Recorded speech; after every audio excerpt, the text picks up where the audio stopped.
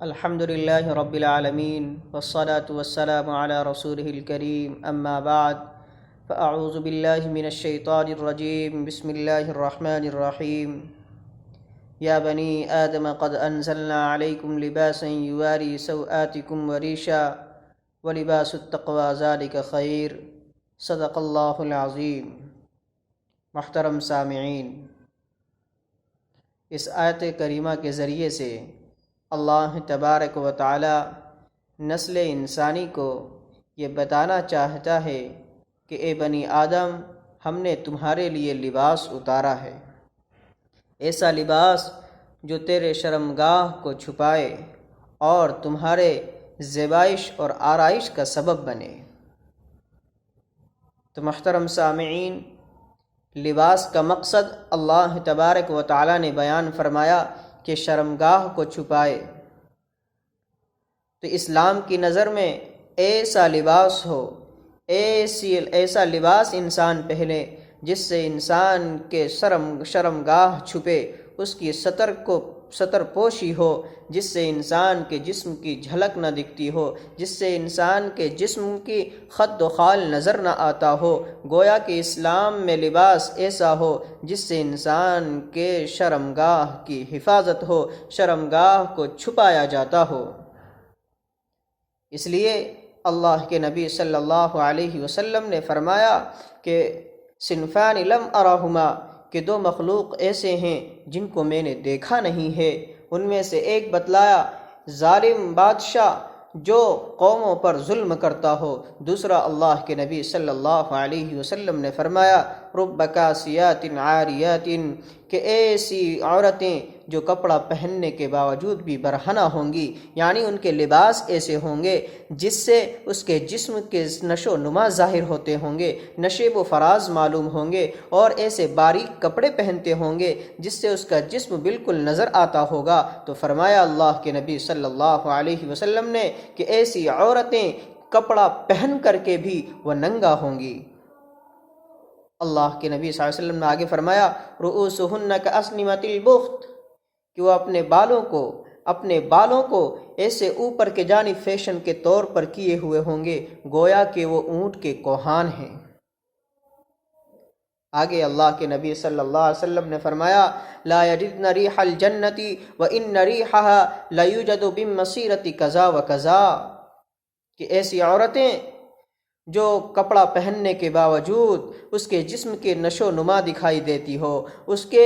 جسم کے اعضاء ظاہر ہوتے ہوں، نشیب و فراز معلوم ہوتے ہوں، ایسی عورتوں کے بارے میں اللہ کے نبی صلی اللہ علیہ وسلم نے فرمایا کہ ایسی عورتیں جنت کی خوشبو بھی نہیں پائیں گی۔ حالانکہ جنت کی خوشبو اتنے سال کی مسافت سے محسوس ہوں گے، اللہ کے نبی صلی اللہ علیہ وسلم نے لعنت فرمایا ہے۔ اور اللہ کے نبی صلی اللہ علیہ وسلم کی زوجہ محترمہ حضرت عائشہ صدیقہ رضی اللہ تعالیٰ عنہ فرماتی ہیں کہ ایک مرتبہ ان کی خدمت میں قبیلہ تمیم بنو تمیم کی عورتیں آئیں اور وہ باریک کپڑے پہنے ہوئے تھیں۔ حضرت عائشہ صدیقہ رضی اللہ تعالیٰ عنہ نے فرمایا ان کنتن مؤمنات فلیس ھذا بلباس المؤمنات، کہ اگر تم تو مومنہ عورتیں ہوں تو پھر یہ مومنہ عورتوں کے لباس نہیں ہیں۔ وَإِن كُنتُنَّ غَيْرَ ذَلِكَ فَتَمَتَّعْنَ بِهِ، اور اگر تم مومنہ نہیں ہو تو پھر تم پر کوئی پابندی نہیں ہے۔ تو آپ سوچیں ایک مومنہ عورت کا لباس ایسا لباس ہونا چاہیے جس سے اس کے جسم کے اعضاء ظاہر نہ ہوں، لیکن آج کا فیشن کا دور ہے، آج کے زمانے میں لوگ پروپر ڈریس کو چھوڑ کر کے آدھی پنڈلیوں کے فراق پہنتے ہیں، سلیو لیس فراق پہنتے ہیں، اور ایسے شارٹ پہنتے ہیں جو پنڈلیوں سے اوپر ہیں۔ اور آج کا لباس، آج کی ہماری عورتیں ایسی لباس پہن رہی ہیں جس سے اس کے جسم کے سارے اعضاء ظاہر ہوتے ہیں، اتنے چپکے ہوئے کپڑے پہنتے ہیں جس سے اس کے چلتے ہوئے اس کی ساری حیت معلوم ہوتی ہے، اور ایسے لباس پہنتی ہیں کہ اس کے جسم کے نشیب و فراز، اس کے جسم میں کہاں کس طرح کی بناوٹ ہے، ہر ایک ظاہر ہوتی ہے۔ تو اللہ کے نبی صلی اللہ علیہ وسلم نے ایسی عورتوں کے لیے لعنت فرمائی ہے۔ سیدنا سلیمان علیہ السلام کی بات کو بنیاد بنا کے اپنے رویوں کو درست کیا جاتا ہے، اپنے نظریوں کو درست کیا جا سکتا ہے۔ وہ فرماتے تھے المؤمنہ تتزین لزوجہا، کہ مومنہ تو اپنے شوہر کے لیے زیب و زینت اختیار کرتی ہیں اور اپنے شوہر کے لیے سج دھج کرتی ہیں۔ والمنافقہ تتزین لغیرہا، اور منافقات عورتیں اور منافقہ عورتیں تو غیروں کے لیے زیب و زینت اختیار کرتی ہیں۔ امت مسلمہ سے میرا یہ پیغام ہے کہ اپنے اور خاص طور سے والدین کو ہمارے طرف سے یہ پیغام ہے کہ اپنے بچیوں کا ایسے ڈریس کا انتخاب کریں جس سے شرم و حیا جھلکتی ہو، ایسے ڈریس پہنائیں جس سے اس کے جسم کے اعضاء نظر نہ آتے ہوں، اسلامی طور طریقے پر اس کو لباس پہنایا جائے، آج کے فیشن اور ماڈرن یورپ کے تہذیب پہ نہ چلا جائے، اور اپنے بچیوں کا اہتمام کے ساتھ ایسے لباس پہنائے جس سے اس کے پورے جسم ڈھکے ہوئے ہوں، اور اسلامی طور طریقے پر اس کے زیبائش